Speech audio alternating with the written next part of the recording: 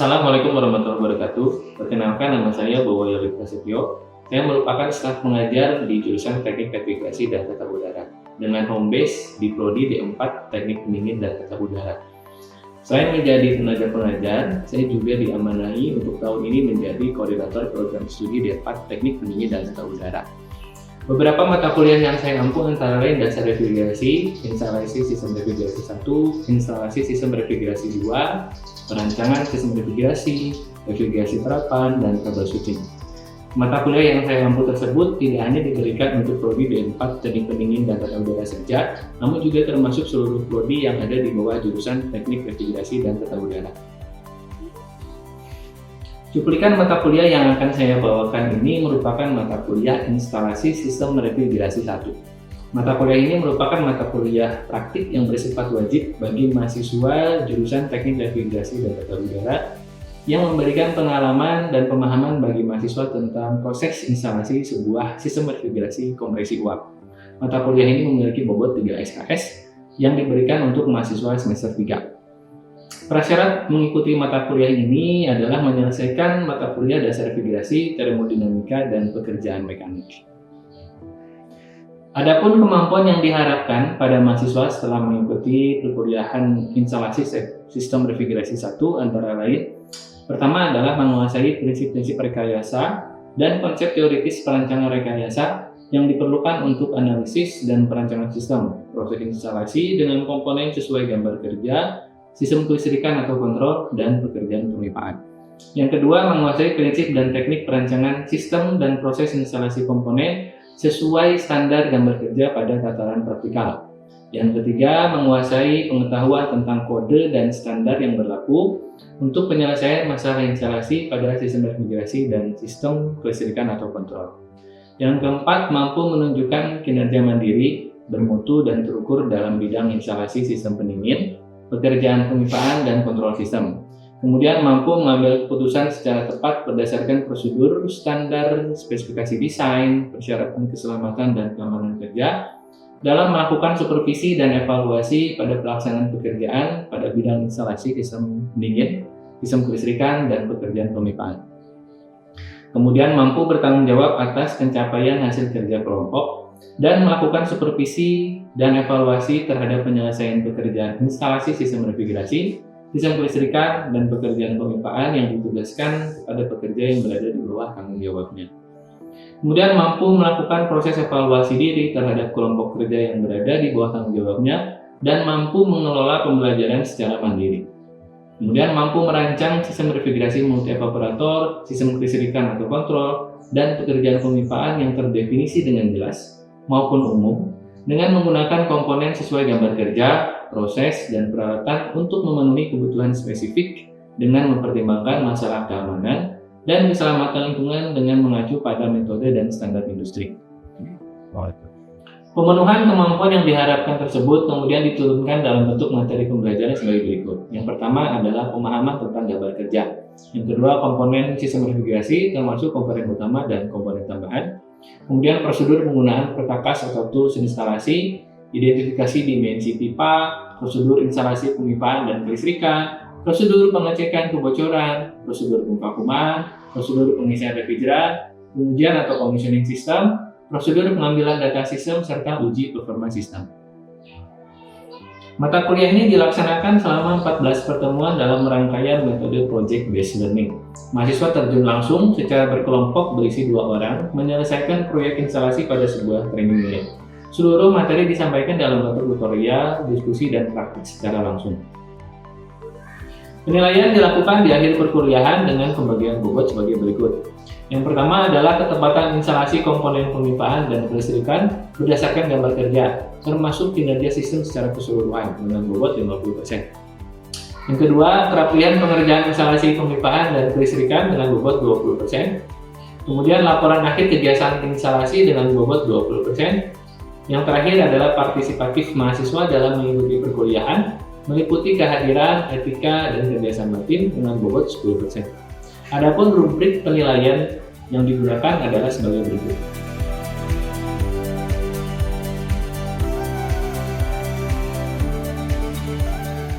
Selanjutnya mari kita saksikan proses pembelajaran mata kuliah instalasi sistem refrigerasi 1 melalui video berikut. Ya, Assalamualaikum warahmatullahi wabarakatuh. Waalaikumsalam warahmatullahi wabarakatuh. Selamat pagi semua. Pagi. Gimana kabarnya? Alhamdulillah. Sehat ya? Sehat. Ada yang sakit ya? Darah. Jadi kita bisa mulai praktikum hari ini. Selesai. Jadi hari ini kita akan membahas tentang pemvakuman. Ada yang tahu pemvakuman? Memvakum sistem. Memvakum sistem, oke. Apa sih tujuan pemvakuman? Menghilangkan udara di dalam sistem. Menghilangkan udara dari dalam Sistem. Kenapa udara tidak boleh ada di dalam sistem? Biar Apa gak ya? Karena di dalam itu mengandung oksigen. Mengandung Iya, oksigen. ada. Oke. Selain dari unsur refrigeran. Oke. Boleh nggak ada udara di dalam sistem? Nggak boleh. Kira-kira kenapa?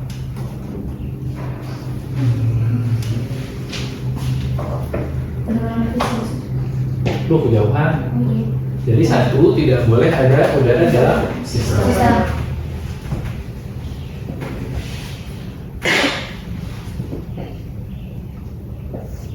Jadi udara yang terjebak di dalam sistem, dia akan mengisi ruang yang seharusnya diisi oleh refrigeran. Katakan si udara itu terjebak di kondenser. Ketika dia terjebak di kondenser, maka seharusnya refrigeran bisa melepaskan kalor di situ. Tapi karena ruangnya terisi oleh udara, bisa nggak dia melepaskan kalor? Nggak bisa. Atau ketika udara itu terjebak di evaporator, ya seharusnya refrigeran bisa menyerap kalor dari ruangan, dari produk. Tapi karena udara ada di dalam evaporator, maka sebagian ruangan dipakai oleh udara, akhirnya refrigeran tidak bisa menyerap kalor dari produk atau dari ruangan. Kemudian ada tujuan lain nggak selain menghilangkan udara dalam sistem? Menghilangkan debu dan partikel-partikel kecil. Menghilangkan debu atau partikel. Kira-kira debu atau partikel bisa nggak dihisap oleh pompa vakum? Nggak bisa. Menghilangkan kelembaban. Menghilangkan kelembapan atau uap air. Iya, pokoknya.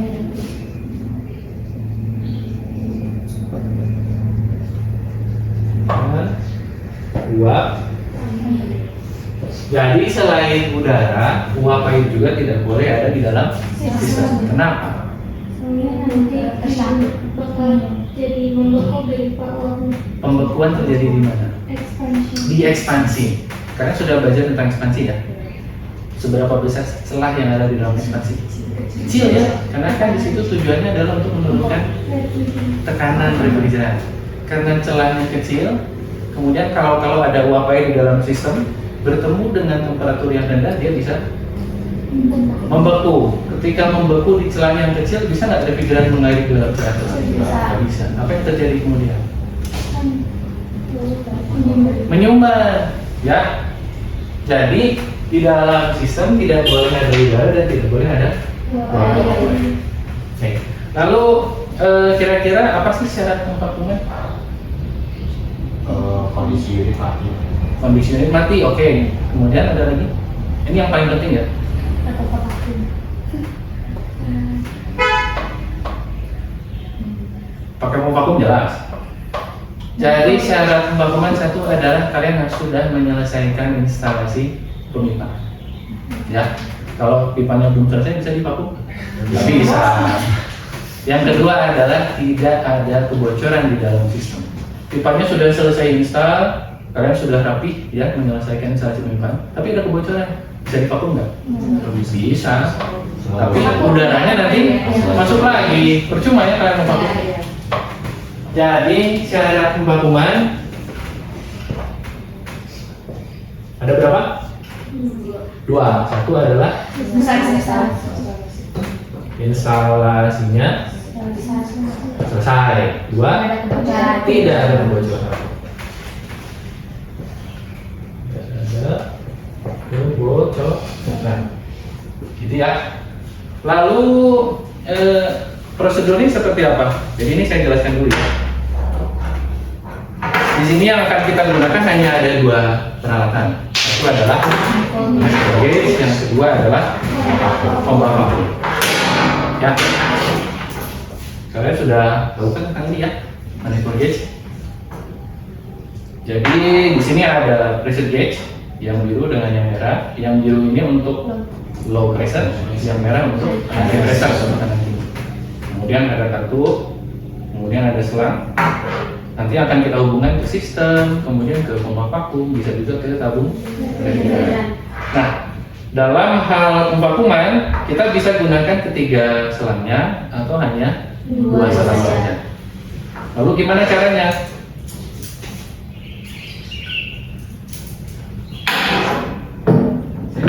Ya, biar lebih mudah.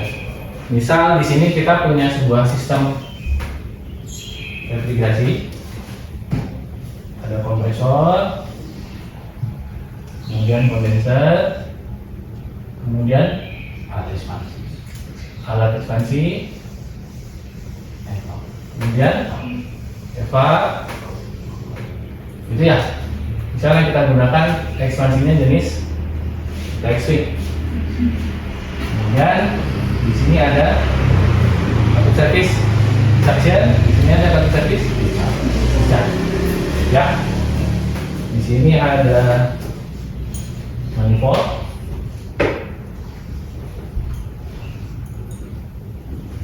ya. Kemudian di sini ada pompa vakum,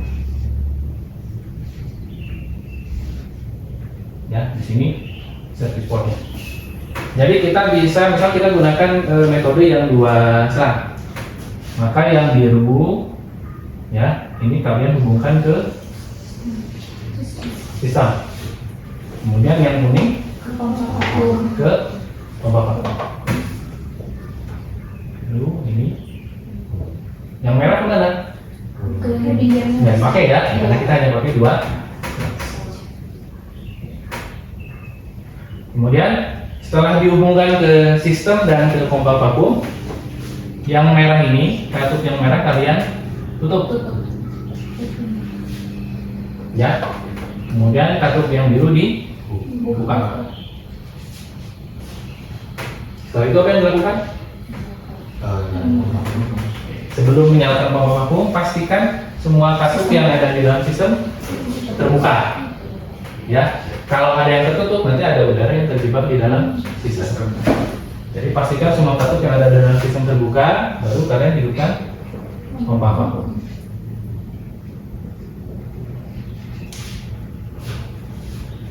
Kemudian setelah menghidupkan pompa vakum, nanti kita cek di bagian pressure gauge. Dia pasti turun atau enggak? Pasti turun ya, karena kan kita mengeluarkan udara dari dalam sistem. Jadi perhatikan pressure gauge yang biru, dia akan turun sampai berapa turunnya? Kalau barang satu. Sampai berapa turun? Jadinya kan kalau pakai bar -1. Oke, kalau kita menggunakan indikator pressure gauge yang bar, maka dia akan turun sampai -1. Karena tekanan atmosfer kita kan ada di 1 atmosfer ya, itu setara dengan 1 bar. Setelah sampai di -1 bar atau -1 atmosfer, atau kalau kalian baca di sini sebenarnya ada satuan inch Hg sampai dengan -29,9 inch Hg, ya. Setelah itu jangan langsung kalian tutup atau kalian matikan, ya. Kalian biarkan dulu, beri waktu kurang lebih 30 menit untuk sistem yang kecil, ya. Supaya apa? Kenapa perlu didiamkan dulu 30 menit? Kayak benar-benar hilang. Ya, ini kita kembali ke tujuan.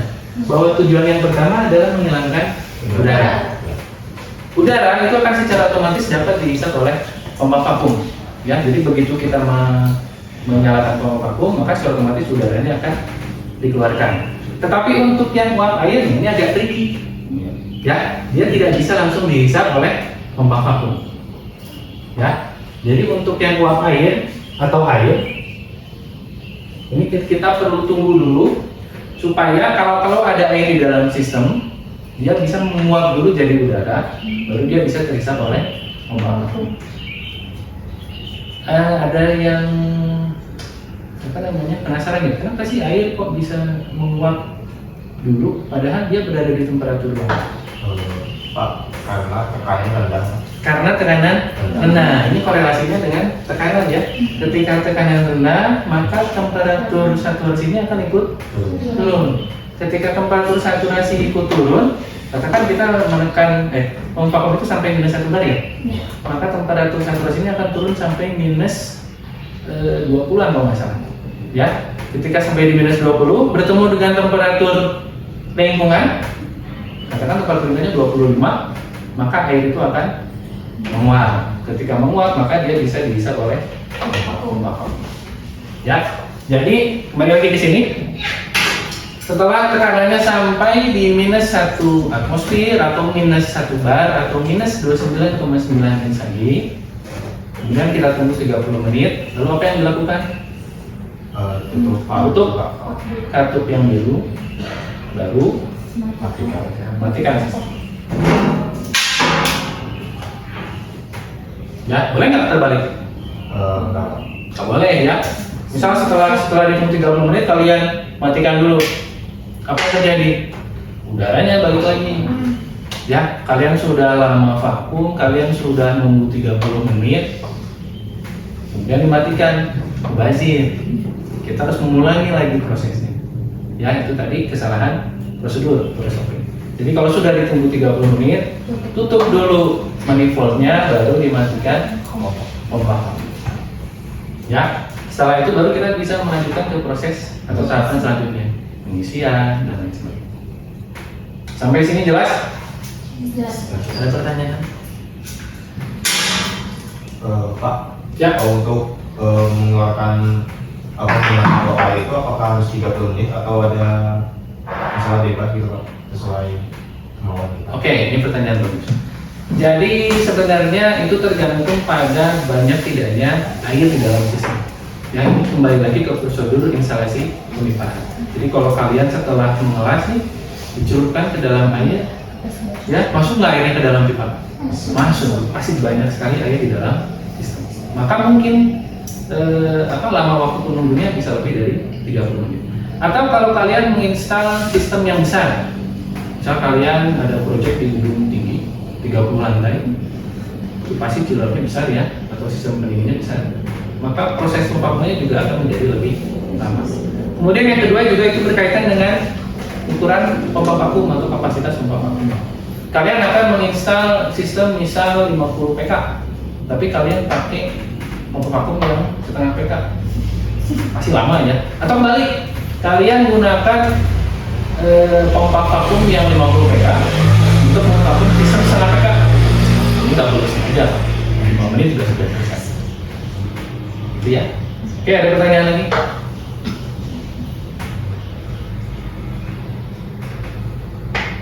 Kalau nggak ada, saya tanya. Pertanyaan? Berarti saya tanya ya. Tadi kita memvakum sampai tekanan berapa? Minus 1 bar atau minus 1 atmosfer atau minus 29,9 insagi. Misal setelah tekanan pompa vakumnya tercapai, kan akan kita tunggu ya 30 menit. Baru kita matikan. Setelah dimatikan, ternyata tekanannya naik lagi. Kira-kira kenapa? Ada kebocoran. Ini berkaitan dengan syarat yang tadi ya. Instalasinya sudah selesai dan dipastikan tidak ada kebocoran. Jadi kalau ternyata tekanannya naik lagi, apa yang harus dilakukan? Dicari dulu Kita mundur ke step sebelumnya, ya. Cek dulu kebocoran, pastikan sudah tidak ada kebocoran, baru kita maju ke rumah. Itu ya.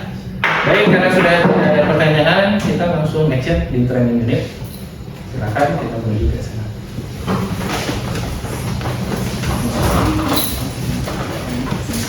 Ya, kita sudah ada di depan training unit ya. Ini salah satu mahasiswa teman kalian sudah menyelesaikan. Sebagai contoh, nanti di sini akan saya peragakan terlebih dahulu proses atau prosedur pompa vakum seperti apa. Baru nanti kalian masing-masing mencoba ya mengulang apa yang sudah disampaikan. Baru setelah itu kalian boleh terjun ke training unit masing-masing. Ya. Oke, di sini sudah ada manifold gauge, kemudian kita sudah tempatkan pompa vakum. Jadi prosedurnya seperti apa? Ada yang masih ingat?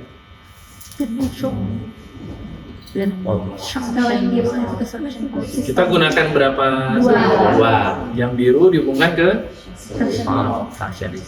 Service valve suction. Tuh, kemudian kuning ke kuning kemana?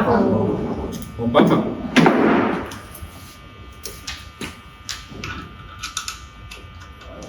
Kemudian yang merah dipakai nggak? Ah ya, merah ditutup, maka katupnya kita tutup. Kemudian saya langsung dinyalakan pompa vakum. Kita pastikan semua valve harus dalam keadaan terbuka. Ya, setelah terbuka baru bisa kita dekat. Dan ini ada satu juga yang perlu diperhatikan. Jadi di beberapa jenis pompa vakum itu, saya ke atasnya dulu ya.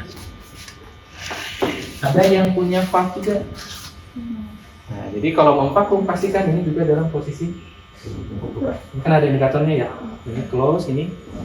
Jadi kita oper dulu open, baru bisa kita jalankan. Ya. Sambil dinyalakan, nanti kita cek tekanan di low pressure. Targetnya tadi berapa? Minus 1 bar atau minus 29,9 cm. Ini prosesnya agak lama, ya, sampai dengan dia menyentuh di minus 1 bar. Oke. Jadi kita asumsikan dulu aja ya. Katakan dia sudah mencapai minus 1 bar. Apa yang dilakukan? Tunggu dulu 30 menit. Kemudian stop watching diaktifkan 30 menit. Setelah itu, setelah mencapai 30 menit, tutup dulu ya manifold birunya. Tutup. Setelah itu baru dimatikan.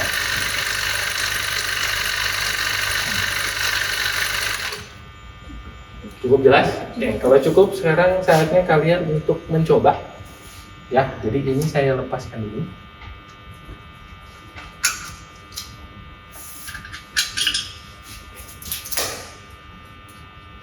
Ya, saya ingin kalian mencoba dimulai dari yang laki-laki dulu. Silakan.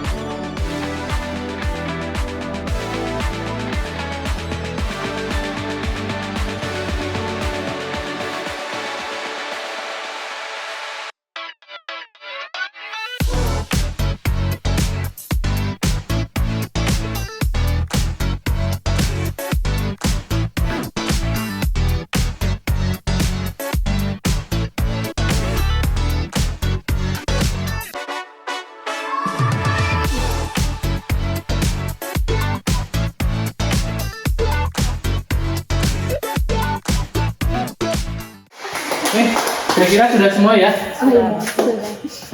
Selanjutnya nanti kalian lakukan di trainer unit masing-masing. Prosedurnya jangan sampai salah tahapan-tahapannya, sesuai dengan prosedur yang sudah dijelaskan. Kalau masih ada pertanyaan yang ingin ditanyakan atau yang ingin didiskusikan, silakan langsung ditanyakan saja. Demikian. Baik, tadi kita sudah praktikum ya, bagaimana proses rekaman, apa yang perlu diperhatikan, prosedurnya seperti apa, Dan pompa kuman yang dikatakan berhasil itu seperti apa? Sebelum ditutup, saya ingin mereview ulang apa yang sudah kita lakukan hari ini. Ya, siapa yang bisa menjelaskan tujuan pompa kuman?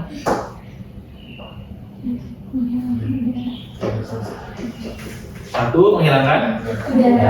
Dua, bagaimana syarat pompa kuman? Instalasinya harus sudah. Kedua, tidak ada kebocoran. Terakhir ini yang paling susah. Apa yang perlu diperhatikan ketika kita akan memompa kuman?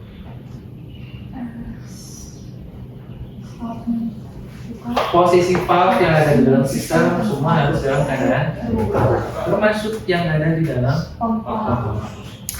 Ya, ada pertanyaan? Cukup? Demikian ya, minggu kita ke-8 tentang pompa kuman. Nanti kita akan lanjutkan di minggu depan tentang prosedur pengisian refrigeran. Terima kasih, saya tutup. Wassalamualaikum warahmatullahi wabarakatuh.